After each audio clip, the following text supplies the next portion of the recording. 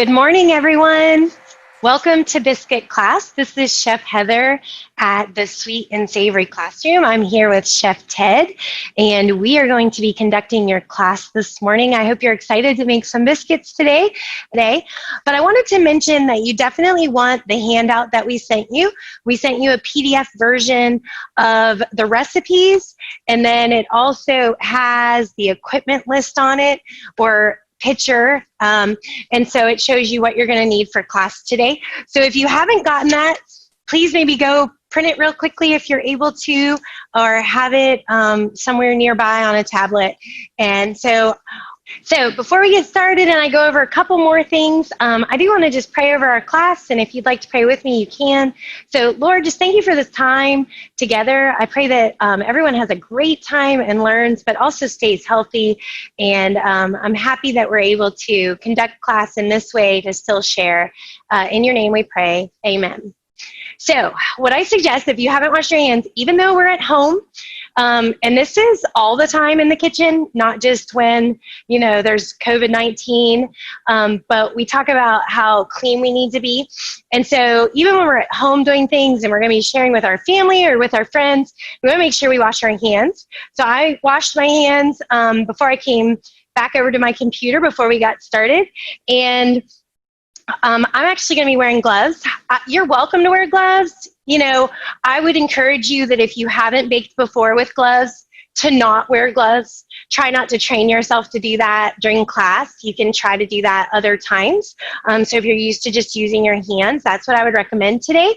And if you're used to wearing gloves, then wear gloves, okay? Also, you're gonna want some sort of dry towel. So you can see I have an apron on. I have a dry, clean kitchen towel and a clean apron. And then also, I have my red bucket back here, and if you've been to our classes before, you know that this is my sanitizer and it has my towel in it. So basically, I would recommend you having something at your house that you're going to be able to clean with, a wet towel that cleans, okay? When I'm at home, I'm a huge fan of Norwex, and I use Norwex at home. But whenever I'm here, I use our commercial grade sanitizer with a wet towel. So if you haven't washed your hands, please go ahead and do that. And we're going to start reviewing the ingredients to make the biscuit batter, okay? So just head off, wash your hands, grab a cup of coffee. I have a cup of hot tea, and get yourself ready to go, okay? All right. I would say you probably didn't have to go very far to wash your hands. Typically, everyone's right in their kitchen where everything is. So when we're conducting our classes, our recommendation, like if you read all the details for the class, is that you have your ingredients ready to go before class starts. Now, I know that might not be the case for everyone, or you missed that detail, or you're new, and so you're not exactly sure. But, our suggestion is to have the ingredients ready to go. But I'm going to be talking about the ingredients, so you will definitely have time to start measuring things out. The first thing I want to talk about is the flour that we're using. And you can see I have some of my stuff measured here, but I'm also going to show you how to scale. I have my scale.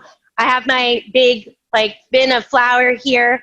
And so I want to talk about the flour because I've found through doing these virtual classes, and you all have probably heard before, humidity has a lot to do with baking, and it can change things. And one of the things that it changes is the amount of moisture that's in your dry ingredients. For instance, your flours especially, okay? So living here in Chattanooga, if you're in Chattanooga, there's a lot of humidity that absorbs from the air into our dry ingredients, even if it's in the bag of flour, because the flour bag is not airtight, okay? The reason I'm telling you this is I've found with doing these virtual classes, I'm learning too, that if you don't live here in Chattanooga, you're not going to want to use my weight ingredients, because believe it or not, the amount that my flour weighs here compared to if you're in some dry area of Arizona is going to be completely different. So if you're in Chattanooga, Tennessee, or in the surrounding areas, and you want to weigh your ingredients, I think it's going to work very well for the flour, and you're going to be just fine. But I've found that if you live outside of Chattanooga area, you're going to want to measure your ingredients with a cup measure. And this is not always the most precise way to go, but as far as like making sure you have the right amount, this is what you're going to do today. And then, you know, at some point, if you wanted to figure out how much a cup of flour weighs where you live, then you can do that.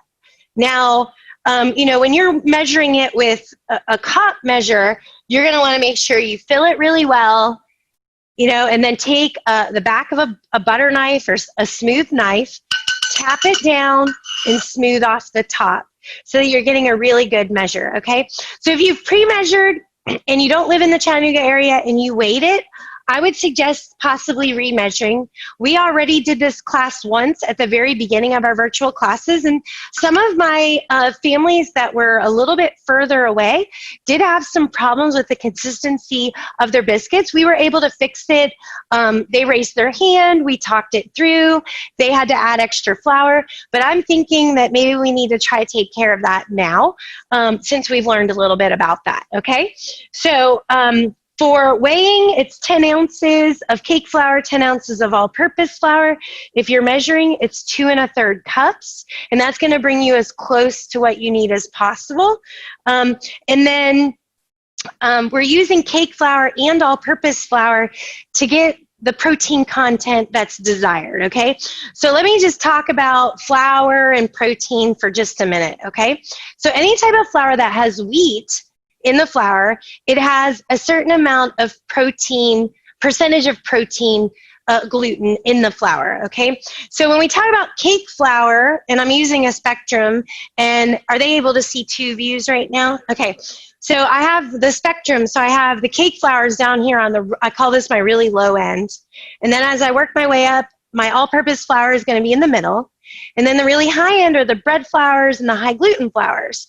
So this, you know, bread flours have a really high percentage of protein in the flour so that when we mix, we can develop that gluten. And if you think about like a bread roll, when we use our hands and we pull it open to put butter on it to eat it, there's like strands that are pulling apart, and that's the gluten, okay? When we're down here at all-purpose flour, it's kind of middle of the road. It gets used for a lot of things. It gets used for cookies, pie crust typically, stuff like that, okay? And then on our low end is our cake flour, which, and these are the three main types of flour that you're gonna find at the grocery store, and that's why I'm talking about these three. But on the low end, is our cake flour, which we would use for cupcakes and making cakes and things that you want more delicate. So if you think about a cupcake, when you pull that open, it kind of looks soft and it looks like a sponge on the inside. So the amount of gluten that is developed in cake flour is way different than what develops in bread flour, okay? So what I've found with my biscuits, like we want soft biscuits, but we want them to hold together, okay? But all-purpose flour tends to be a little bit too heavy. So I use half and half on the cake flour and the all-purpose flour. And if I was working in the industry, okay, I worked as a professional pastry chef for 15 years, we use pastry flour, which pastry flour, I can't even just go to the regular grocery store and buy it off the shelf, okay? So when I teach my classes, we use half cake, half all-purpose flour. You can't really say, oh, I made pastry flour. You didn't, okay? But the combination of the two made the same protein content as pastry flour. And that's gonna allow us to have a soft, flaky biscuit, but it's gonna hold together. So it's not just gonna crumble like maybe a cupcake would. And we're not talking dry, nothing should be dry, but you know, cake flour and a cupcake is gonna be more crumbly, and a biscuit, we want it to hold more, okay? And so I'm going to show you, if you are weighing, how you would go about weighing. So if you've not used a scale before and you're in the Chattanooga area and you want to weigh your flours, then what you're going to do, and I'm just going to use a container, but you would turn your scale on. So I have this little digital scale here. And then you would put your bowl or container, whatever you're going to measure your ingredients in, and then you would tare it. So every scale, food scale, has a tare button. It's spelled T-A-R-E. And you're going to hit that button, and you're going to bring your scale back to 0. Okay, so it's pretending like this bowl or container is not even on the scale. That's pretty important for us to get an accurate measure. And then every time you put a container or a bowl on there, you have to press tare again, and it has to zero out. Okay, it's not going to automatically do it every time. So before you even start putting ingredients in there, the most important thing is to make sure that that says 0. And I just have some all-purpose flour here, so I was just going to demonstrate. But I'm going to scoop my flour into here, and I know you can't see my digital reading, but I'm going to weigh until I get to 10 ounces. Now, it's going to be hard to get it exact. So if you go over a little bit, my suggestion, or you're under a little bit, my suggestion would be to use a little spoon. Rather than trying to dump, you can just scoop a little bit out. And mine was just a tiny bit over, so now I'm at my 10 ounces. So you need 10 ounces for the cake flour, 10 ounces for the all-purpose flour. And it's using a scale is wonderful. It's very accurate. Like if we all measured a cup of flour and we all were in the same room together and we weighed them, most likely none of them would be the same. Maybe 1 or 2 if there was a lot of people here. And so weighing it, if I weigh 10 ounces and, all of my students in Chattanooga weigh 10 ounces, then it's going to be the same, okay? And so working in the industry, we actually never used cup measures. We weighed everything. And, when you use ounces and pounds like we are today, you still use teaspoons and tablespoons. Now, if you're using a recipe that's in grams, grams is a much smaller unit of measure, so everything would actually be able to be measured in grams, okay, including the salt and the leavening and all the little amounts as well. If you are scared of weighing, I understand, but if you, at some point you want to try it, I wanted to make sure you knew how to do it. And a lot of my students that have taken several of my baking classes do weigh their ingredients now because they're like, it is easier. And once you get used to weighing, you get really fast at it, but also you know that it's accurate. And sometimes, like if you have a recipe that sometimes it turns out really well, and other times you're like, well, it doesn't turn out quite as well. One of the places to start is the ingredients and making sure they're measured really accurately, okay? All right, so enough about flour. So baking powder, okay, so I have both my flours here. I'm gonna move over just slightly. So I have both of my flours, and then our baking powder, you need 4 teaspoons of baking powder, okay? And you need 1 teaspoon of baking soda. So like I said, if you haven't measured your ingredients, you're going to at least want them to start to measure and have them nearby. Like if you're like, well, I don't want to pre-measure everything like she did, I'm going to measure it and put it in the bowl, that's okay. Just make sure you have the ingredient and the measure. And so I'm just going down through the list to make sure I have everything as well. I have 1.5 teaspoons of kosher salt. Sugar, just regular granulated sugar. I have 2 tablespoons plus 2 teaspoons. And the sugar is optional in this recipe. I think a little sweetness is nice, but if you're like, well, I can't really do a lot of sugar, you can leave the sugar out. Butter, one of the biggest questions we have with the butter is I have salted butter at my house, and in baking, unsalted is preferred because if there's supposed to be salt in the recipe, it's going to be listed as one of the ingredients. But if you're using salted butter today, no problem. What I would do is back off on your salt just a little bit. Maybe cut your salt down to 1 teaspoon instead of 1.5 teaspoons so that it's not too salty, okay? And then I have my buttermilk, okay? Now, I will say, depending on where you live, will change the amount of liquid ingredient that you're going to need, okay? So the last time I did this class, I had people using buttermilk. I had people using milk, and they added lemon juice to thicken it. And so depending on how much moisture is in your dry ingredients will depend on how much liquid you need. So even though I've measured out 22 ounces of buttermilk, and if you picked up ingredient packages from us, you have the same amount, because we assume that you live somewhere nearby. I probably won't use quite all of this today, and if you live somewhere else, you may need less or more, okay? And that's what I'm going to teach you today, is how you know when it's the right amount. And I know in baking, like, it's really scientific, so all of my students always like to know exactly how much we're adding and what exactly needs to be done, because they know that it needs to be very exact. Well, unfortunately in baking, when we're talking about adding liquids, the amount of liquid changes, so we have to use a little bit of the knowledge that we've learned on how much liquid to add to make it the appropriate amount, okay? And hopefully we can achieve that today. I will say that people using milk, your liquid is runnier than buttermilk, even with the lemon juice added, so you will use significantly less than we are going to with the buttermilk. So again, you're going to, rather than being worried about how much to use, you're going to pay more attention to, you know, is it the right consistency, okay? And I know that can be hard, and we're going to walk through that together. And then there will be a chance for you to raise your hand for us to check your doughs before we go any further, okay, after we've mixed our batter together, okay? All right, and then you're also going to need just some extra butter. I have mine back here. Some extra butter that you're going to be able to melt and to brush on the finished biscuits. And then I have a sheet pan with a piece of parchment paper that I'm going to be baking on. If you don't have parchment, you know, a little bit of grease to grease the pan would be good. Not heavy, just slightly. And then also, this is optional, but if you want to use, I'm going to be using raspberry preserves today that I had in my refrigerator. It's a seedless raspberry, and I'm going to be using a little bit of cinnamon sugar. Okay, and again, that's optional, but I'm going to show you some fun things that you can do to make your biscuits a little bit different, okay?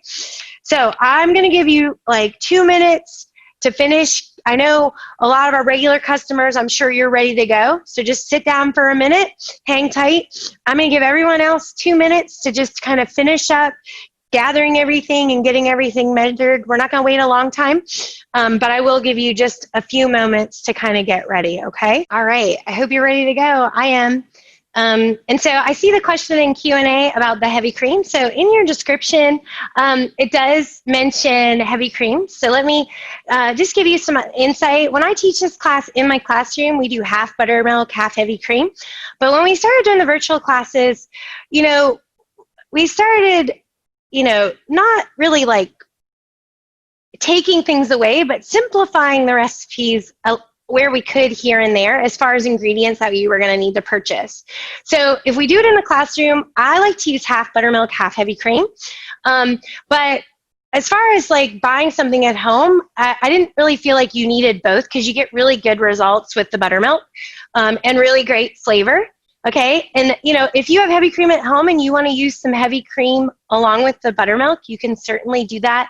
It gives you a slighter rise on the biscuits. Not a huge difference, but it does make it rise a little bit. And if you're not a buttermilk biscuit fan, you know, that could be a good way to lessen the amount of buttermilk so that the flavor is not quite as strong. But today I'm using all buttermilk, and so you know, you could use all buttermilk, you could use all heavy cream, you could use a combination of both. And when you're in a pinch, you could use the milk. Now, I will say, for a while, for about, I guess it was 2.5 years, I taught at UT in Knoxville.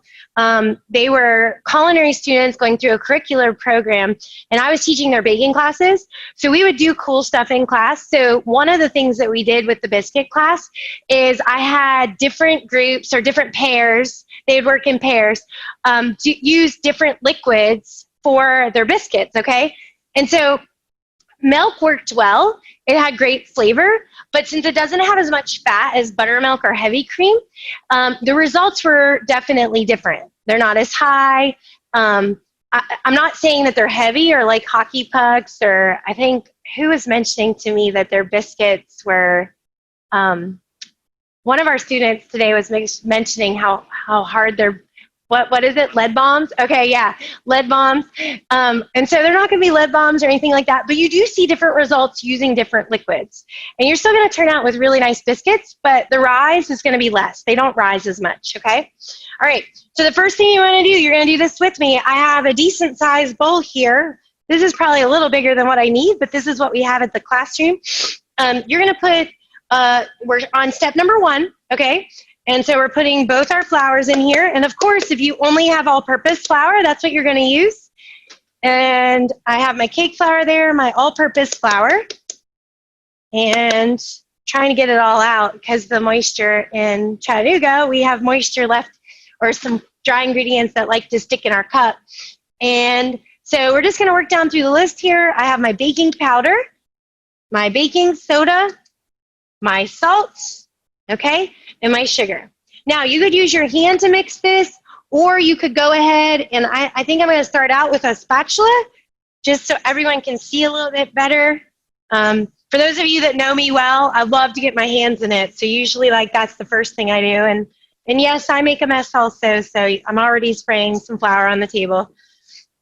So you're going to just mix this really well, and you just got to be confident that everything got mixed together because it's all very much the same color. And so we're just getting it mixed. And then as far as the butter goes, we mentioned that you could use salted or unsalted. And, you know, it's good if it's cold. You know, that would be my first suggestion. But, you know, when we first pull butter out of the fridge, it can be really brittle. And so it is preferred if the butter has been out for a little bit. So mine's been out for, I think, about probably an hour at this point, actually. I pulled it out when I got here. And so it's pliable, but it's still really, really cold, okay? So I'm just going to, before I put it into my flour, I'm going to go ahead and just break it into smaller pieces, okay? So just break it up a little bit, drop it into your dry, okay? Not super tiny, you want bigger pieces. So I'm talking like my pieces are like bigger than a quarter or even a $50, okay? And then I have my dry towel for this very reason, where I can wipe my fingers off when they're covered with butter or dry ingredients, okay? I will say if we wash our hands when it's not completely necessary, our batters and doughs like to stick to our hands even more when we're working with them because a little bit of that moisture gets left on our hands. So now I'm going to go ahead and coat those pieces of butter with the flour. And I'm not breaking them up. I'm just kind of tossing them in the flour. And now I'm going to take my spatula or my spoon out. Okay? So just to review, we have all of our dry ingredients in here. So both flours, baking powder, baking soda, salt, and sugar. Okay, we mixed that up, and then we took our butter and we broke it into larger pieces the size of like quarters or even $50 and just dropped it in our flour. I tossed it to coat them. I wasn't really like combining it, but now we're gonna cut what we call cutting the butter into the dry ingredients, okay? And I like to do this with my hands. Some people use a fork, or some people use one of those wire pastry blenders, which it's got like a wooden handle with these wire prong or wire strips that come off of it that are lined up. I like to use my hands because it doesn't mash it together. So we want to try to develop as little gluten as possible right now. We talked about all that protein and gluten at the beginning. And so what I'm going to have you do is I'm going to have you use what I call the flaking hands. So if you've been in some of my classes before, you may have heard me talk about this, but we're going to practice first. So take your thumbs and run them over your fingertips like you're flaking something off your hands, okay? So let me do that in slow motion. You can see my flaking hands, okay? So now where this is going to come into play is you're going to go ahead and put your hands into your dry ingredients, whether you have gloves on or not, and you're going to go ahead and start to flake your pieces of butter. So I'm lifting up these butter pieces and that are coated with flour, and I'm running my thumbs through to flake it off, okay?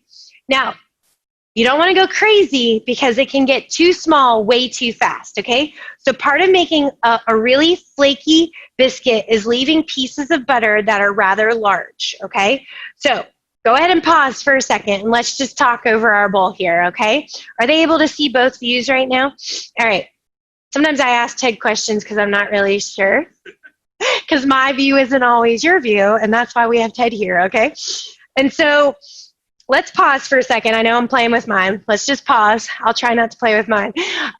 So think about a Lay's bag of potato chips or your favorite plain potato chips, regular potato chips, okay?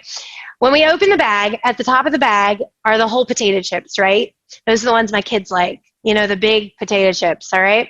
And so as we work our way down the bag of potato chips, like 3/4 of the way down, you know, it ends up being like they're all a little bit broken, but yet large, okay?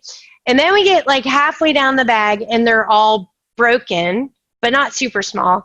And then, you know, as we get to the bottom are like, there's some larger pieces and then there's crumbs, okay? We want to be somewhere in the middle of the potato chip bag where all the potato chips are broken, but they're smaller, okay? And so let me finish mine maybe before you get too far with yours so that you can actually see what it's supposed to be before you overwork yours. You certainly do not want it to look like course meal or the size of peas. That's way, way, way too small, okay? And so this is one of the tricks to making fluffy biscuits is actually leaving larger pieces of butter in your biscuit. So let me show you. I'm going to sift some of this out, and we'll see if you can see this well. Ted, you can let me know how well they can see these pieces. But I have some rather large pieces. Are you going to come over with the close-up camera?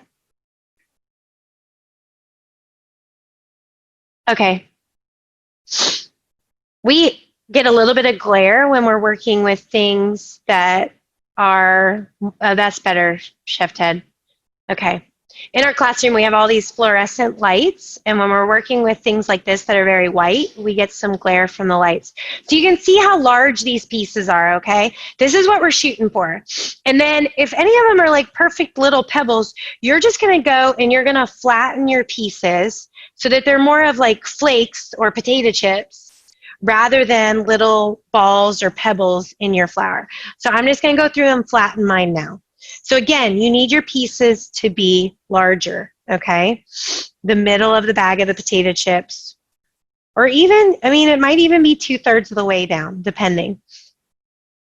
All right? So some of my pieces are very, very large. I even have an orange ruler here so I can show you all things sometimes. So that piece is 1.5 inches long. This piece is 2 inches long, just to give you an idea.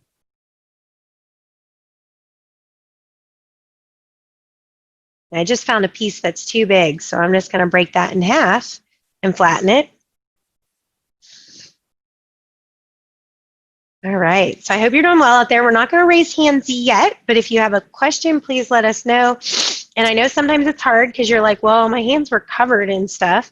If you don't have someone helping you, you know, you can pause for a second. A good way to clean your hands off. My computer just ends up with dry ingredients all over it, and I end up cleaning it, but that's probably not the best, but you can shake your hands off a little bit and take your dry towel and you can actually wipe them a little bit rather than go wash your hands. You know, washing your hands with flour on it, you know, water and flour make like a glue substance, so it's actually really hard to get washed off. So you want to do that as minimal as possible for that reason as well. Okay, so I'm just going to give you a minute. I'm sure some of you are already there. We have all different age ranges that take our classes, especially these morning classes. You know, we have really small children working with their families, and then we have you know, teenagers and adults. So I know some of you are ready, but we're going to give everybody about 1 more minute.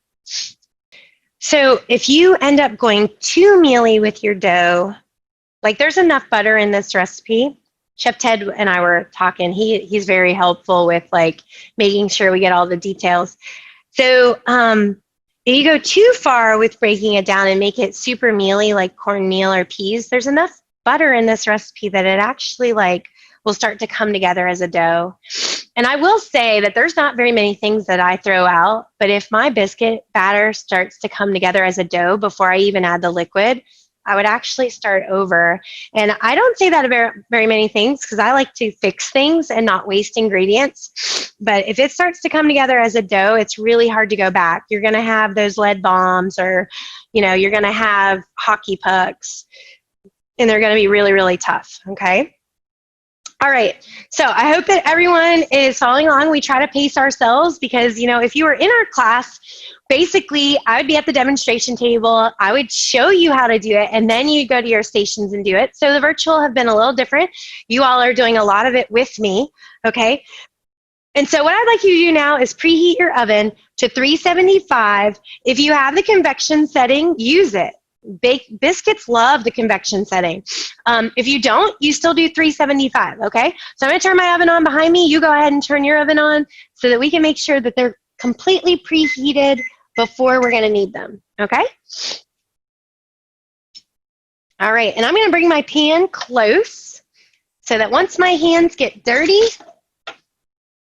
I'm going to have my pan right here. And you know what? You're going to need, just to kind of let you know some other things you're going to need since we're turning on the oven. You're going to need your sheet pan close. You're also going to need some sort of biscuit cutter or cookie cutter. This is an official biscuit cutter. Not that you need this, but what's cool about it is there's an air hole here. So if you've ever tried to use a cup to cut biscuits, it doesn't cut it real well because there's nowhere for the air to go when you press down.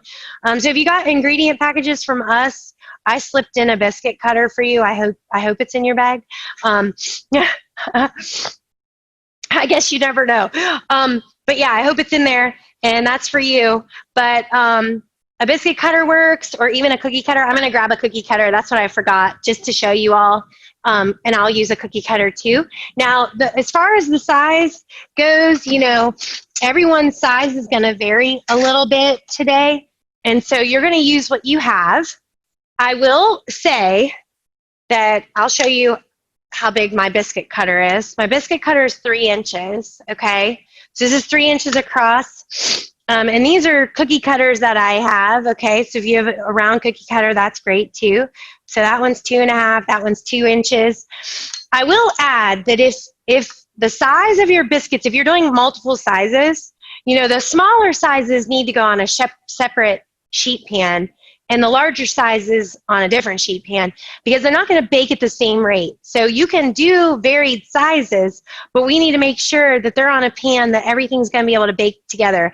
If you bake those until they're done, pull the pan out, take them off, and put your pan back in, your other biscuits aren't going to turn out quite as well. They're going to drop a little bit while they're out because they're not baked completely yet. So you would want to do 2 pans, and you're welcome to do that if you want. And I might even do that today too. So get your pans, get your cookie cutters, and then you're also going to need just some extra all-purpose. I prefer all-purpose dusting flour. Cake flour tends to be very lumpy, so it's hard to dust with it whenever we go to do that. But I'm going to grab another pan while you all are gathering your things so that I can do 2 different sizes as well. Ted and I have been having lots of pastries and desserts to spare here because none of our friends are here with us. And so, he gives them to his neighbors. I give them to my neighbors. My neighbor the other day was like, "You're the best neighbor ever." I was like, I don't know. I was like, they get wasted, Swung by the salon again after the last time. And usually they're like, our elevator door is shared with their back door, so it's always open. I just poked my head in, and last week was like, "Did you bring more cookies or something?" Whatever, because I guess they were there last time. I'm like, "Fresh bread this time." It's like yes. Oh, also, I saw Joe's wife there. So was she getting her haircut? Yeah, it was nice to see her too. Oh, that's cool. I know she goes there now. That's cool. I didn't recognize her obviously because she had a mask, and then her hair was, and she was like, "Hey," and I was looking at her like, who are you? I know, it's funny. I don't know about you all, but when I go out shopping, we're still being rather careful. We have 3 kids at home, and so I wear my mask. I use my hand sanitizer, all that. But sometimes I see people that look familiar, and I'm like, I'm scared to say their name because when I get close, sometimes it's not that person. So I don't know if that's happening to you all, but everybody's starting to look the same. All right. So hopefully you have everything set up and ready to go nearby, because once our hands get dirty, it's nice if everything's just close. So what you're going to do is, with your liquid, you probably have measured out 22 ounces as well. To be completely honest with you, since I've made biscuits so many times, and once you get more proficient at it and more practice, you can just pull out the buttermilk container or the heavy cream container, and I just like pour a little kind of thing. But today, I'm starting with the 22 ounces of buttermilk, and what I'm going to do is I'm going to add half, approximately. So dump half of your liquid into your biscuit batter right now. I'm going to go back to my spatula or my spoon. If you hear me clearing my voice a lot, I have so many allergies, so then in the summertime, it's like can be pretty heavy certain days. So I apologize for that. Ted thought I was having a reaction to the jicama that he brought to share this morning. That's true. You are like allergic to everything. So I was like, oh no. I was good. It's not the jicama. I'm only allergic to like 6 or 7 grasses. So the summertime, everybody mows their yards and it gets a little crazy. All right. So I added half. I'm not mixing too much. I just tossed until it's absorbed, and you're going to stop. Okay. Don't overmix. Okay. We don't want to develop a lot of gluten. So now with what you have, and so I'm going to teach you adding in stages, so then you can start to understand what the right amount is. So what I'd like you to do now is I'd like you to pause, grab something to drink or whatever, grab your notepad and your pen, and you're just going to watch for a few minutes. So my suggestion would be not for you to do, but you're at your own house and I don't know what you're doing, but I would suggest you just watch from here until our dough is the right consistency so you can really see what is going on, okay? So again, you're pausing and I'm doing and you're watching. So I'm adding half of my buttermilk that I have left. So I'm adding in stages. So I still have probably a 1/4 cup or more. And I'm going to use my spatula and I'm tossing some more. So again, my suggestion is to pause. So I'm just tossing this. So what that means, it's like I'm folding. I'm taking my spatula or my spoon, whatever you're using, to the bottom, and I'm turning it over. You can see I'm not mixing, okay? I'm just tossing it. What we want to do with the liquid is let it absorb into the dry as it wants to and not force it, okay? That's how we end up with dry biscuits. So right now, when you look at my biscuit batter, you're probably like, wow, that looks good. It looks wet enough. But when I look really close at the batter, there's actually dry flour. And I don't know if, Chef Ted, do you think we would be able to get that for them to see? So there's actually dry flour when I look really close. And some areas look wet and some areas look dry. So Chef Ted is coming over here. Did you spotlight that one? Show. Oh, I'm not able to spotlight it. So I've got some dry flour going on here. So that is a good indication to me that there is not enough liquid in here yet. So when your batter is ready, and I'm going to continue to show you and then tell you to restart again, or not restart, but continue. And so I'm going to add a little bit more of my buttermilk. So our batter, and I still have some left in there, okay? Probably about 2 ounces.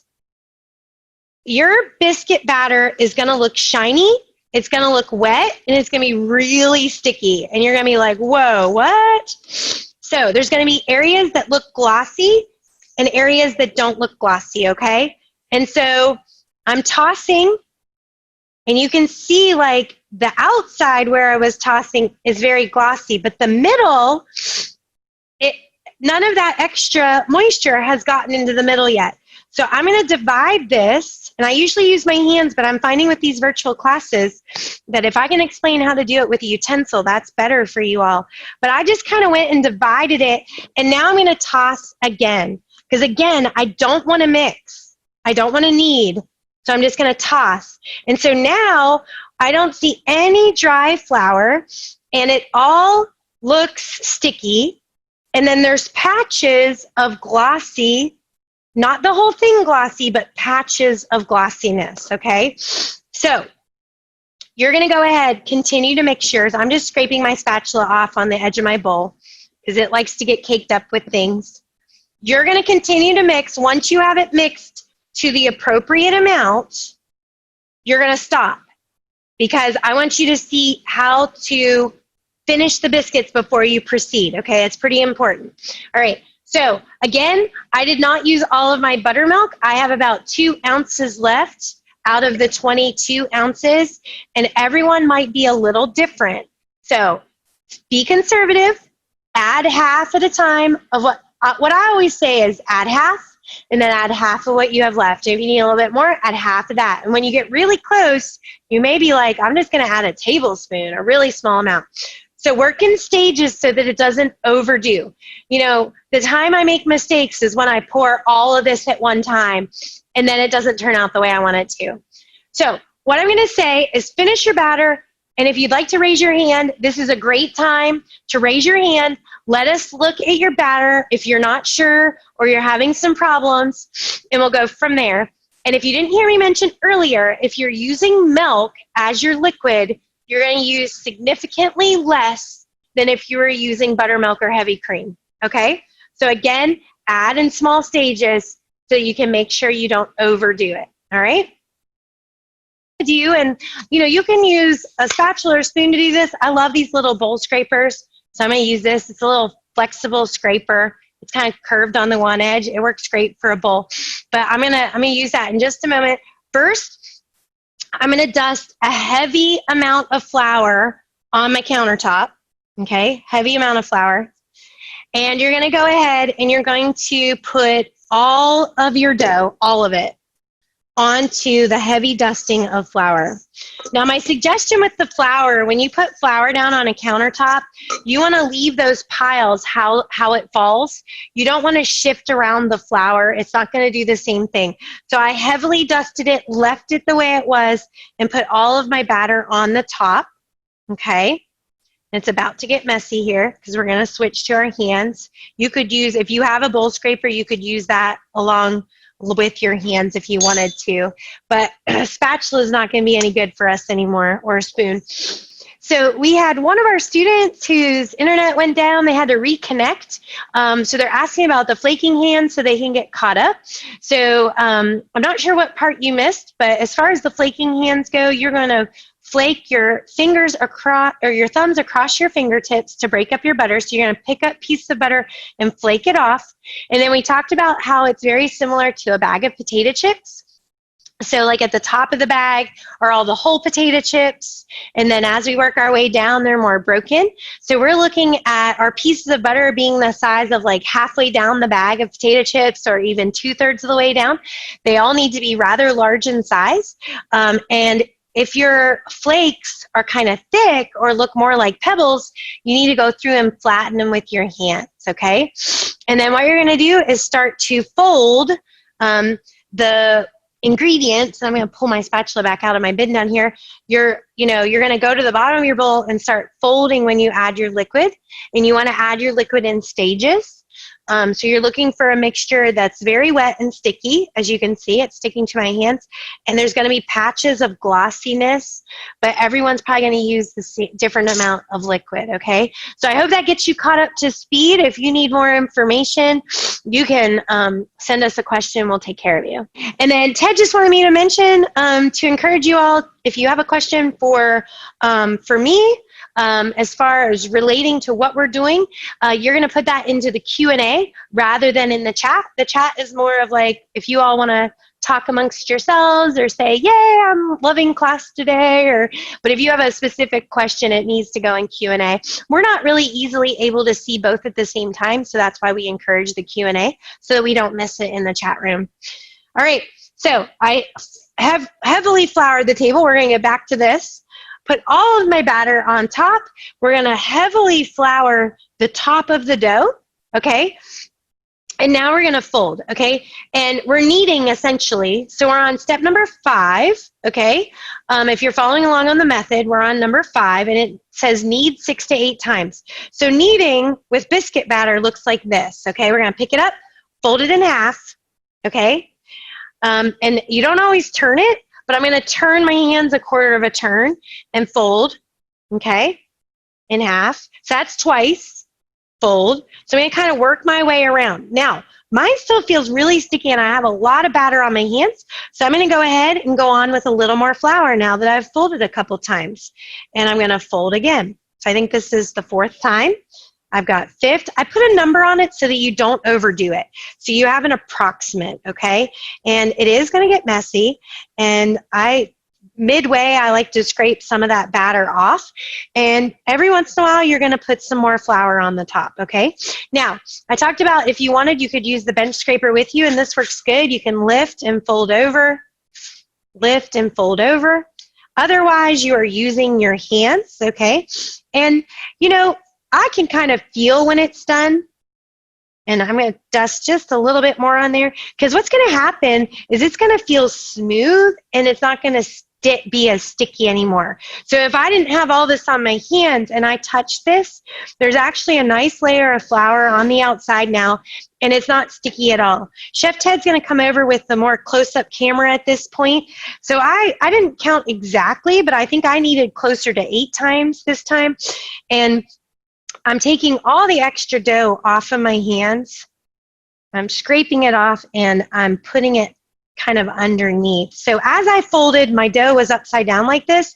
And once it feels nice, if you flip it over, you're going to get a smoother side to your biscuits, okay?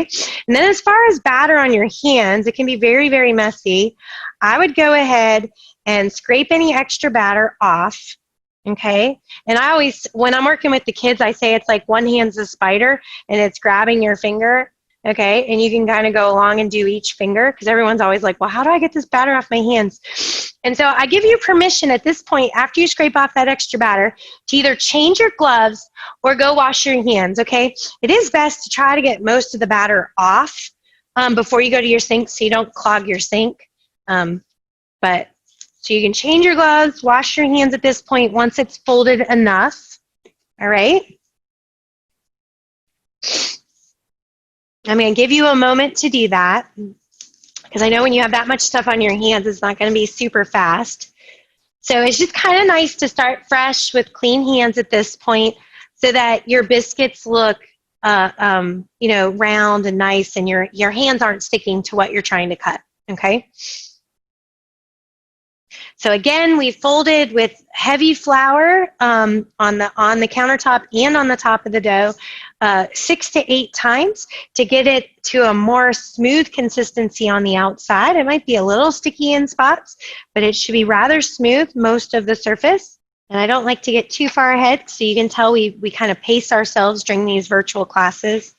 All right, so what I'm going to do now is I'm going to put more flour down, because you could see there wasn't a lot of flour on my countertop. And I'm going to move my dough over because it's sticking to my countertop where it was sitting. You can see there was no flour left. And I'm going to flour my hand, and I'm going to press my biscuits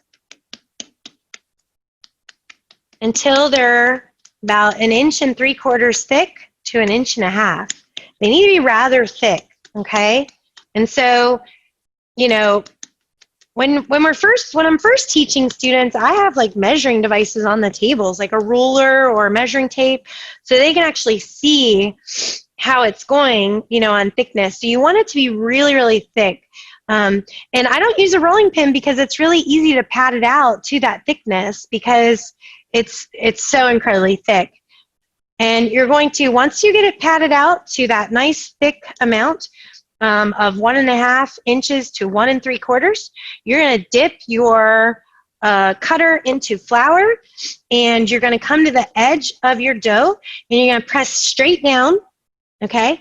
And you can move it back and forth a little bit, but you don't want to twist, okay? So the reason you don't want to twist is and then you need to flour again before you cut the next one. But if I cut down and then I twisted, it actually seals half of your biscuit from rising properly, okay? So you're going to cut straight down, and if you need to move it back and forth a little bit to loosen it, you can, but you want to try not to turn it at all, okay? So I'm dipping in flour each time, pressing straight down, moving it back and forth to loosen it, and moving it to my pan. Now, let me show you on the pan what you want to look for. Yes, so on your pan, you want your biscuits close but not touching. You see I have a tiny space between each.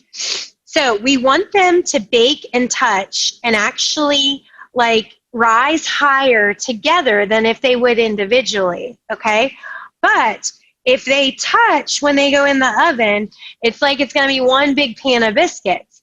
If we leave a tiny separation, the cool thing is when they come out of the oven, it's like they're perforated and not glued together, okay? And you won't have to cut them apart. You'll be able to break them apart like a piece of paper that's perforated. Now, I'm dipping in more flour and I'm cutting more, and I'm going to show you where the next row goes on your pan. Let me get some more cut here. Flour, cut straight down. Flour, cut straight down, okay? Now, the next row is going to go between these, okay? Now, my pan's rather large, so I can do 3 and 2, 3 and 2, and I'd be able to fit all these on here. You know, if I move this one over just a little bit, I could do 3 and 3, and then the next 3 would start up here, okay, where this one is. So we call this staggered. I lost my word for a minute. So this is staggered, and then that way they're more round. If I were to place the biscuits like this and they were all just lined up close together but not touching, they would actually be more square when they're done. So it depends on what you're looking for, but if you want them to be more round, and they're not going to be perfectly round, but more round, then you would stagger, okay? Now, don't put yours in the oven yet. I know some people get excited and they get ahead of us. So don't put yours in the oven yet. There's more we're doing. So I'm going to do, these are my larger ones, my 3-inch cutter. And then I'm going to switch to my other sheet pan because I said if there's going to be some smaller ones, you need a different pan. And I'm going to cut some smaller biscuits as well. Because these, you know, a 3-inch cutter is going to make a very, very large biscuit. And you know, when you go to a bakery, that's what they're going to sell you. They're going to sell you a really big biscuit. But at home, depending on what you're serving or who you're serving, you might want some smaller ones as well. And you're going to put them on the pan the same way with a little bit of separation between, okay? And hopefully you're working with your dough and you're watching. And then you stagger the next row, okay? I'm going to finish cutting these. The rest of mine, I'm going to do small biscuits. Now, if you want to pause where you're at for just a moment so that you can watch me, what I'm going to do is all this scrap that's left, I'm going to re-roll it, okay? There's some important things you need to know to re-roll this. If there's a lot of extra flour, dust the flour off, okay? Bring it to the side, knead it slightly, just to bring it all back together. And I'm trying not to use more flour for that, okay? And then you might need to scrape, because I've got lots of batter on my table. You might need to scrape that off a little bit with like either a metal bench scraper or a plastic scraper, or even a spatula would work, like a spatula that you would flip something in a pan. And I'm going to put more flour down, more flour on the top, pat it out to the right thickness again, and cut more, okay? Go ahead and continue. Get your biscuits cut how you would like them to be. And you can even re-roll a third time if you need to. I don't like to waste any batter, so I try to get it all to work. And you know, they're not all going to be exactly the same. The ones that we re-roll the second time will actually probably be taller, because you've created more layers of flour and butter by doing more folding. But they also might be a little heavier because the gluten has gotten developed a little bit more. But it shouldn't be a bad thing where anyone's going to notice. You're just going to notice differences with the batches that you re-rolled. And you know, I'm going to do it a third time. Again, trying not to overwork my dough too much, just kind of doing it in the air in my hand and patting it back out, flouring the top a tiny bit, and I'm only, I don't know, I might be able to get 2 small ones out of this, 2 skinnier ones. Let's see. There we go. And then this dough I have left, I literally just usually squish together and put on my pan, okay? And then that's the first one that you can eat when it comes out of the oven. Then you don't feel like you're wasting any. I even have some pieces on the table here that I can put into this. And so it's not going to look nice, but, you know, we love eating something when it comes out of the oven. So you can eat that and no one will ever know, right? So you're going to finish cutting your biscuits. And there's one more thing I want to show you before they go in the oven. So finish cutting your biscuits. All right. I hope you're close to getting there. If not, you can go ahead and get finished up while we're doing this. But I wanted to show you a fun thing you can do with biscuits rather than just keeping them just plain biscuits all the time. If you want to do something a little different with your family, I'm going to do this with my smaller biscuits. You can flour kind of your thumb there and make a little indent in the middle. Not a complete hole, but a little indent. So it's kind of like if you've ever done thumbprint cookies, you're doing your thumbprint in the center. All right. And we're going to go ahead and do a little bit of jam in the middle. Okay. So any sort of preserves or jam or jelly that you have in your fridge works great for this. If you picked up ingredients from us, you have raspberry. And I do, if I'm using raspberry or blackberry, I do like to use seedless. You know, when we're eating a really nice, delicate, flaky pastry, and then we bite into something with a hard seed, it can be rather unattractive, I say. So I'm just scooping a tiny bit into here. It's probably a half a teaspoon for my thumb size for these being smaller biscuits. But, you know, if you're doing this on your larger biscuits, you could make a bigger well and put more in the middle. Other things that work well would be like Nutella. I'd be careful with just straight up chocolate chips. They do start to burn a little bit.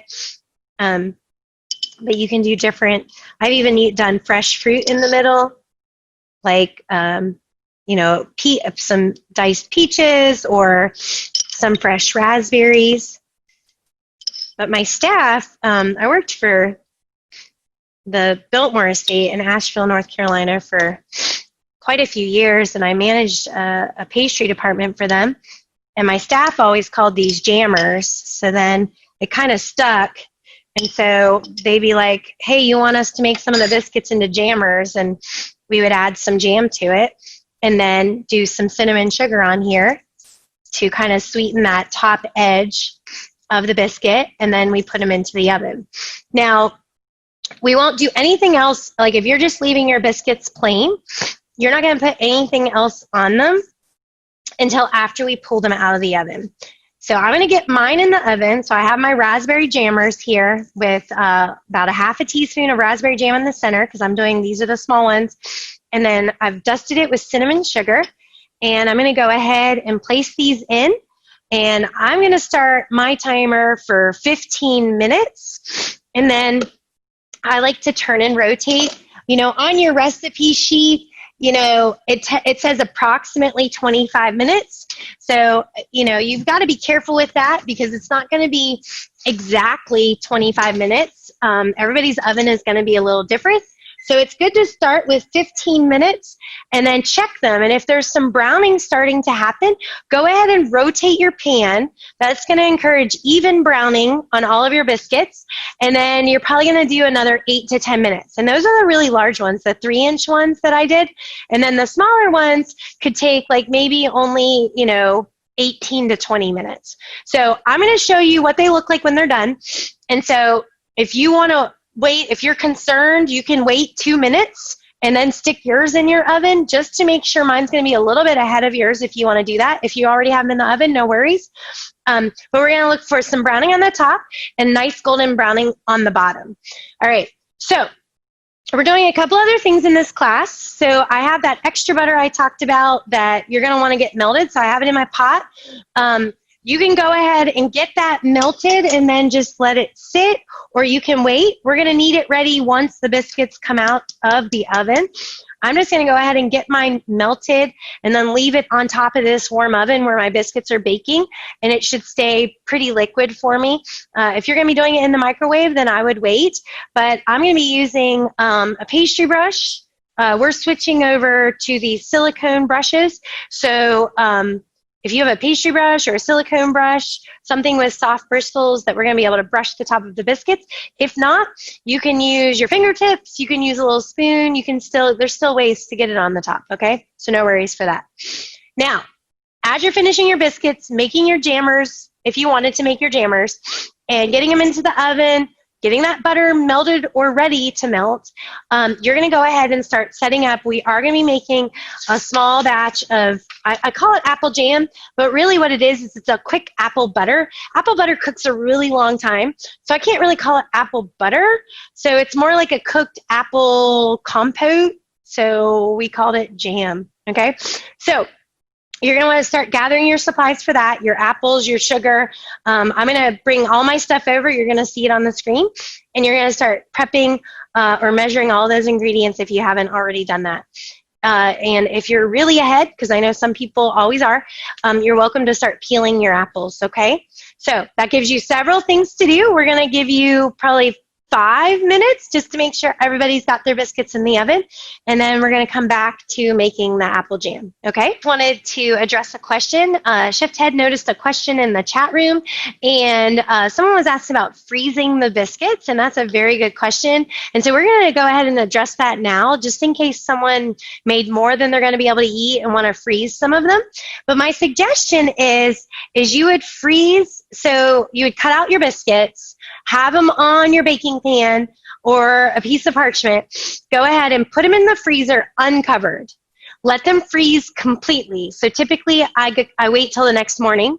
Okay, so tomorrow morning I would pull that pan back out and I would slip those frozen biscuits into a freezer Ziploc bag or an airtight container. It's very important to freeze them before you put them into a bag or container to prevent that layer of ice that likes to form. That's what creates freezer burn. That's what makes our pastries taste like they're frozen, okay, like they've been in the freezer. So try to freeze them first and then put them into a container or a freezer Ziploc. And then the other thing you need to know is whenever it's time to bake them, you don't want to thaw them, okay? And so what you would do is you would literally preheat your oven, pull out your biscuits from the freezer, put them on a new piece of parchment paper on a pan, and go ahead and go straight into the oven with them. Typically they take an extra 5 minutes, but they're gonna look almost identical to if you made them that morning, okay? If you let them thaw first, they tend to look really weepy and they spread too much, okay? All right, I hope everyone's doing well out there. So Chef Ted shared another question with me. It was about like how long can they be frozen in the freezer? And usually I don't freeze anything for more than a month. That's like my own personal limit. And I feel like it still tastes good. It's still in good handling. But you know, you could freeze longer than that depending on how cold your freezer stays, how consistent it is with moisture and all of those things. But my limit's always a month. It's like my goal is to use it in a month. And then that way it's not sitting for a long time anyway. All right. So I've got my apples here, okay? And then I have granulated sugar measured out. So that's 2 tablespoons of granulated sugar, 2 tablespoons of brown sugar. And that would be kind of up to you how much sugar you want to add. If you're like, wow, that's a lot of sugar, you can definitely do less or none at all. I will say if you're not using sugar, you might need a little bit more water. I have a little pinch of salt here. Cinnamon to taste. This is a half a teaspoon. But a lot of times what I do is I'll add some. And then as my apples are cooking, I'll taste. And then if I'm like, oh, I want a little more cinnamon, I add more. A little bit of cinnamon is good. But if you're like, well, I don't love cinnamon, then maybe just do like a pinch or 2 and taste it. And so that I'll add that element, but it's not going to be super strong. So your apples, you're going to go ahead and peel them. Now, if you've not peeled apples before, a peeler works great for this, okay? And so what I do is I put my peeler at the very top of my apple, okay? And let me turn this so you can see a little bit better. And I press extremely hard, and I start to go around the top of the apple. And if that's going well, I just continue to go around the apple, okay? And my students are always like, you make that look so easy, and then I try to do it myself, and it's really hard. Well, I tell people I'm pressing extremely hard. It doesn't work good to have your apple on your cutting board to do this. I have it placed in my left hand because I'm right-handed, and then the thumb of my right hand is actually pressing down on the apple as I'm coming around in front of my peeler, okay? Now, I have my peeler. It has two blades. I have it flat on the apple so that both blades are touching so I don't cut my thumb, okay? Now, if you're like, well, I barely got around the top, then the method you're going to want to use is after you go around the top once, you're going to do strips down. And you're going to peel the rest by just doing individual strips down the apple. If you're like, well, I've peeled apples for years, I love using a paring knife, then you go for it. Use a paring knife. But if you haven't peeled a lot of apples and you have a peeler, you're going to have a lot less waste using the peeler than if you do a paring knife, okay? Let me show you that again. So you go around the top, pressing very hard. Once you get around the top, if you're like, well, I barely got around the top, but I've got it, then the other option would be to do strips that are straight down to get the rest of the apple cleaned off. Now, to talk about apples, a lot of people, and I used to see my grandma, and even I think my mom would do this, where they would cut all the bruised spots off around the outside of the apple, okay? Well, those aren't bad spots. Those are little bruises from apples, like hitting each other, or maybe like, you know, my kids will help carry stuff in from the car, and they'll not here at the business, but at home, and they'll drop the whole bag of apples. And so they definitely get bruised, okay? And so these spots on the outside are bruises. When we cut into the apple, if there's a brown spot in the middle, then that's a bad spot, and that needs to be cut out, or it might be bad enough that you need a different apple, okay? So these little bruises on the outside are completely okay to use. We don't need to waste that, so that's good, okay? So you're going to peel your apples. I'm going to save my peelings. We have really nice compost going on, and so I'm going to go ahead and take that. Since we've not been open for regular business yet, we've not had as much compost, so I've been taking some stuff home. All right, so I'm going to go ahead and I don't prefer to use the apple core. If you have one and it works great, go for it. I feel like it takes too many times to get the center cut out, so I like to cut my apples in half, okay? And then cut it into quarters. So I cut my halves all into quarters. I hope you all are following along okay. Some of you may have already gotten your apples all diced and ready to go, and that's great. That's fine. And I'm just checking my timer. I have 2 minutes left on that first 15 minutes, and we're going to look in the oven, okay? Now, after I have the quarters, I take my knife to an angle, a 45-degree angle, and I cut that core out, and that'll go into my compost. Or if you have bunnies outside, the bunnies would probably love some apple. We have bunnies, but we're trying to keep them away from our garden, so... But the chippy, Jeff and Eva came in this morning and was like, you would not believe it.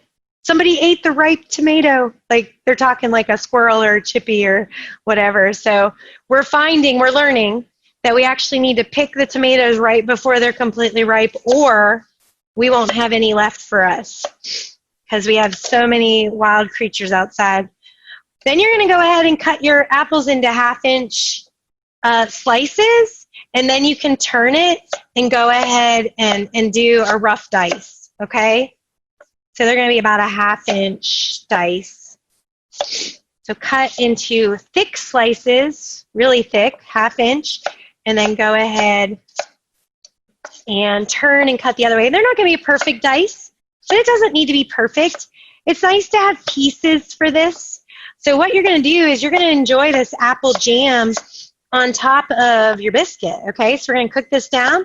We're going to add some sugar and some cinnamon, and we're going to make it yummy. And so you have just like something additional to add. And you know, it's nice to add something else to this class because everything we bake needs time to bake. So just adding a little bit of something else to learn and do is always fun. All right, so my biscuits, let's check them out. Is there any browning on here yet? Tiny bits of browning, okay? So I have a little bit here, a little bit here, a little bit here. I'm gonna go ahead and rotate that pan. Those are my really big biscuits, okay? Those are gonna need at least 10 more minutes, I can tell. Now these smaller biscuits, they were below my other pan, so they're a little bit shielded. So I'm not seeing any browning yet. So what I'm gonna do is I'm gonna set a timer for 4 minutes. I'm gonna switch shelves. And sometimes you just have to play with your oven because my inside joke is I've not met a perfect oven. And so I'm going to switch shelves. And before I rotate that small biscuit pan, I'm going to do 4 minutes. So again, that biscuit pan that was on top was protecting my pan on the bottom. And so, yeah, Susie, if your biscuits are completely brown, it is possible that they're done. Okay, and so I'm going to walk you through that. Okay, what you're going to do is you're going to look at the bottom. So this is a question in Q&A. Susie's asking about their biscuits look completely brown. And so if they've only been in for 15 minutes, I doubt they're done unless you're at a completely different temperature than we are. But browning on the top, you want browning on the bottom. But also what I do is pretend I'm holding my biscuit in my hand. I pull the cap off the top. So I'll actually like pull the top half of the biscuit off and look in the middle. If there's batter that look just like the batter in your bowl, obviously it's not done yet. If it all looks baked, then you're good to go. But I always sacrifice one biscuit, and I'm going to show you all that once I have one to show you.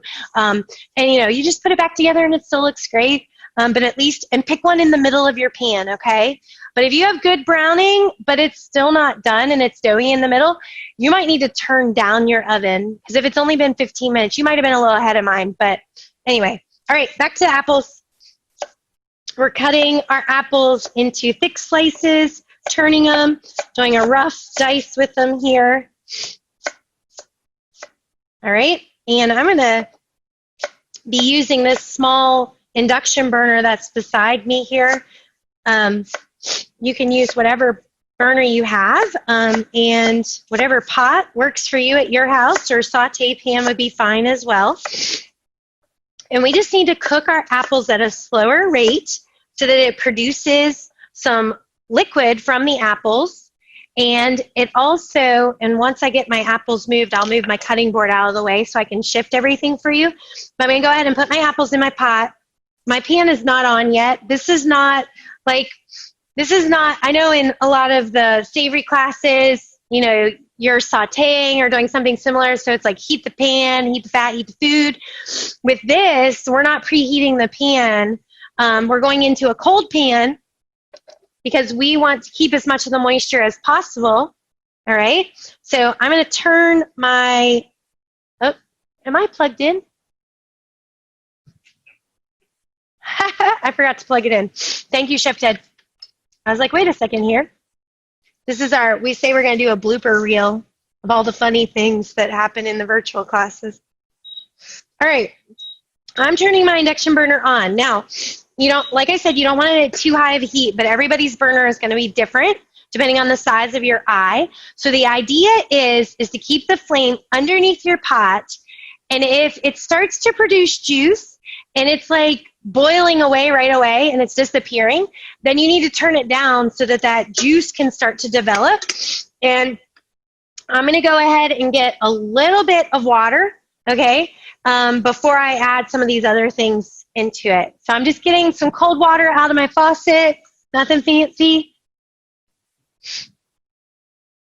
And I'm going to go ahead and add 2 tablespoons to start. So I have my little tablespoon measure here. And I'm doing that so that you all know what I'm using. Normally I just like dump a little in, okay? So I have a little bit of water. This can tend to be a little too dry if we don't use a little bit of water. And now we're heating the apples and we want them to produce juice, okay? Now, you only need to stir every once in a while. You know, stirring does a lot of things, but one of the things it does is it cools. Like if we have a hot bowl of soup and we're stirring it, it's cooling it. Well, when we're trying to heat something, if we're stirring like crazy, we're just fighting against it, okay? That, you know, we're cooling it down faster than it can heat up is what's happening, okay? So we're going to check my biscuits again. Again, like I said, we set 4 more minutes because I wasn't able to turn those little biscuits because there was no browning. So let's check it out. Got Chef Ted over here. Oh, I've got some browning going on now because I moved him to the top. So you can see it really, really light browning on the one side. So I'm turning them. They still look pretty white overall. And I'm going to let them finish at this point. These are only going to need probably 3 more minutes. And my bottom ones, they still need a good bit of time, okay? So 3 more minutes, and I think my small ones will be done, and then I'll finish my larger ones, my larger biscuits. I hope your house is starting to smell good. You know, when your biscuits are done, don't hold back. You're welcome to taste one of those fresh biscuits for sure.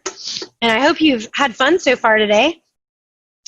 But I'm going to go ahead, now that this is starting to heat, I'm going to go ahead and, like your recipe says, simmer the apples with the sugar, the brown sugar, okay, the salt, and the cinnamon to taste. So, you know, I'm going to do a half a teaspoon. That would be up to you, the amount that you would like to use. You could start with less than that if you want. But since I just added in that cold sugar, I'm going to go ahead and stir that until the sugar dissolves so that none of my sugar burns on the bottom of my pan. And, you know, I'm using a little bit bigger pan so that you're going to be able to see well into it. If I was doing this at home, I'm going to be, you know, like I said, a saute pan or even a smaller pot like this that I have my butter in. But we find that when we're demonstrating our classes, it's easier to see into a bigger pot. So, all right, my sugar is almost dissolved. I can see that there's very few crystals left. So I can go ahead and kind of pause on my stirring so that I'm not cooling it too much. And then I can see that it's starting to simmer pretty hard in the middle. So I'm going to actually turn down. You know, I'm using the induction, so turning down on this, I'm probably at a low to medium flame like on my gas burner now if I was using gas. And this is the lowest I can go. So sometimes on my induction, I actually have to shut it off if it gets too crazy. But we're going to continue, at this point, continue to cook it until the apples have softened to the point that we would eat them, okay? So everybody's going to desire a little bit different. Some people are going to want them softer. Some might want them a little bit crunchier. But the idea is to cook them to your liking. And then, you know, your water can kind of be used to adjust the thickness. So if you're like, wow, mine turned out really thick, you could add a little bit of water while it's still hot and adjust that thickness so it's not too thick. You know, you don't want it to be pasty in the end. All right. You can see mine starting to boil pretty good, and it's still on my lowest setting. If I was able to turn it down lower, I would turn mine actually down just a little bit lower. So there's just a little bit of bubbles happening, like simmer bubbles, or maybe more around the outside edges rather than the middle. So I hope everyone's doing well out there. Oh, as soon as you add cinnamon to biscuits baking, it smells amazing. So, am I making you hungry yet, Ted? Yeah? All right, let's see if these little biscuits are done while my apples are cooking. Oh yeah, they look pretty good. I still have like kind of a lightness to the bigger ones. So I might go in just, I mean, they definitely are done. And let me show you how to do the cap on the top. I'll just sit it right here. You can actually pull the cap off the top and look in the middle there and just make sure it's all baked. It's really easy to tell, okay? I desire a little more browning on some of these. They look a little pale, so I'm actually going to put it back in the oven for just a little bit. I don't want to overbake them to the point where they'll be dry since they're kind of done at this point, but I also, you know, you want it to be look desirable, and so if it looks just pale white, it's not as desirable to eat as something that looks done, even if it is done. All right. My apples are starting to get finished here. They're getting softer, I can tell. They start to change color. I don't know if you noticed that, but your apples will start, not only because of the cinnamon, but as they get cooked more, they're not going to look as pale. Some of that sugar and, you know, brown sugar and cinnamon starts to soak into the apple. So it actually changes the color of it a little bit. My kids love apples in any form. So this is kind of fun because it's kind of like a little bit of apple pie filling on top of your biscuit in a way, okay? I hope the glare from my oven didn't blind you. We cleaned the ovens. And it's funny, like, you know, in a kitchen like this, you would think, oh, we do like sanitize everything, but to like deep clean the ovens that gets used, you know, when we're open like every day, multiple times a day, they get a lot of buildup. And so with Chef Jeff really, I helped a little bit, but he really spent a lot of time. And I mean, he, you know, we found that some of the cleaners that we thought we'd be able to use do not work, but then other things surprised us that did work. So, yeah, it's pretty shiny back there. It looks like a new oven.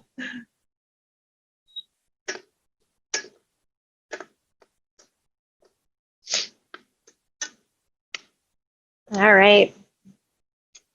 Funny, mine cooled down a little bit. As soon as I sat my pan on top of it, it actually like pulled some of the heat away from it. All right. Okay, there we go. I've got a little more browning on my biscuits now. They look nice. They're done.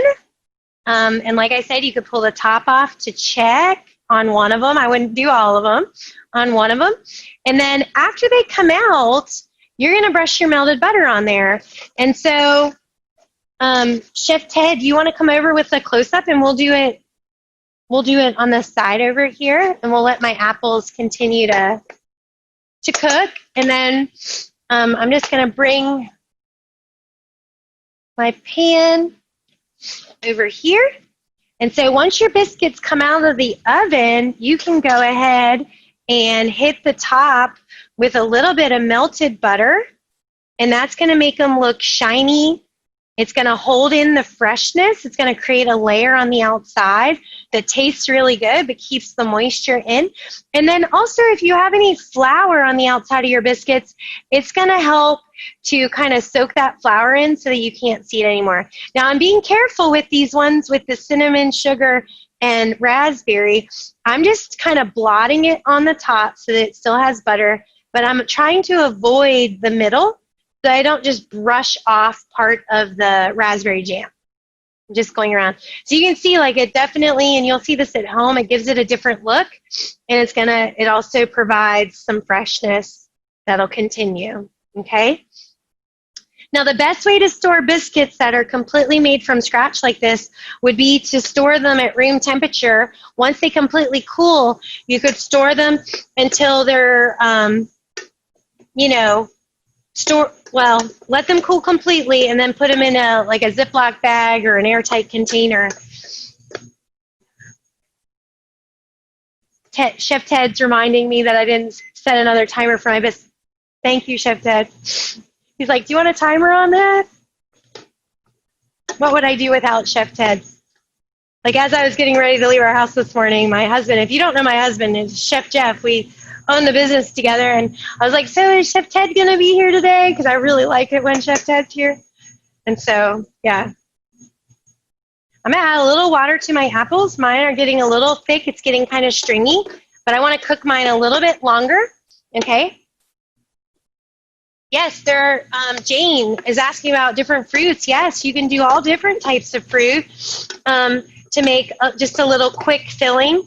You know, you could use peaches or pears or apples or plums. Hard fruit work really well like this. And then as far as berries go, you'd want to be careful doing berries in this way. You know, it's going to turn into more of a puree. So if you're looking for a filling that has pieces of berries in it, you do have to go about that rather carefully. It works the best with frozen fruit, actually. Even if you picked it and you froze it, when you thaw frozen fruit, as it's thawing, it creates all this awesome juice. And so if you have blueberries, blackberries, raspberries, you can take that juice, cook it the same way as we did here. And, you know, you could thicken it down but just by cooking it. Or you could add a little cornstarch slurry to thicken. And cornstarch slurry is cornstarch with a little bit of cold water added to it. You can add that to the juice to thicken. And then once your juice is cooked to how you want it, you actually take it off and you fold the fruit into it. Because berries are so delicate, okay? All right, I think my apples are pretty good here. There's still, we want some filling with the apples. There's still filling around the apples, but it's not super runny. And my apples are cooked, so I'm going to shut my apples off, okay? And let's check this oven again. Baking is so much patience. Now, if I didn't have two different sizes in there, I wouldn't have checked quite as many times as I did. But since I had the two different sizes, these took very close to 25 minutes. You can see now they're completely browned. And I'm going to pull, I guess I can just sit this down actually. Just not melt my camera pod. There we go. And if I pulled, and they're super hot, but you can see that they're really nicely browned on the bottom, nicely browned on the top. And then if I pick one from the center here and pull the cap off, and whoo, it's even hot with gloves on right now, straight out of the oven. But if I pull the cap off and look at the middle, it looks nicely, fully baked in the middle, okay? No doughiness. And so then you could just put that back together. I always say, like, you pretend that it wasn't already broken, and then someone picks it up and they're like, whoa, I broke the biscuit. It's that tender, yeah. Or just put it in the basket and put that one on the top. It's okay. All right. So what we're going to do is we'd love for you to go ahead and raise your hand now and show us your finished biscuits. And I'm going to brush the top of these as well. And then as far as your apple, you can take some of your apples and enjoy it on top of your biscuit, okay? And see, you take a little bit of your apple jam or your apple filling, and you can eat it with your biscuit, okay? And so that's a nice alternative, but other things would be, it already has a lot of butter in it, but I know people that still like to put a little more butter. A little drizzle of honey is always good. You could even do a little honey on top of the apple, or any jam or jelly you have. And these biscuits are definitely good enough just to eat completely by themselves too. So don't feel like you need anything fancy, all right? So that is basically most of the instruction for today. So please raise your hand. Let's see some biscuits. And if you have any other questions, please post those in the Q&A. And we will answer the questions that you have. And we're going to be here for the next several minutes to answer those. And also, I hope that you've enjoyed class today. We love teaching these classes, and it's been so nice to still stay connected. Please, write us a review on Facebook and Google. And if you post anything on Facebook about the class you took today, please tag the Sweet and Savory Classroom so that we can see it and share it as well. And then if you have any suggestions, we love suggestions. You're welcome to email those to the Chef Jeff email that you received all your other information from. And we'd love input on that as well. Bye, everybody.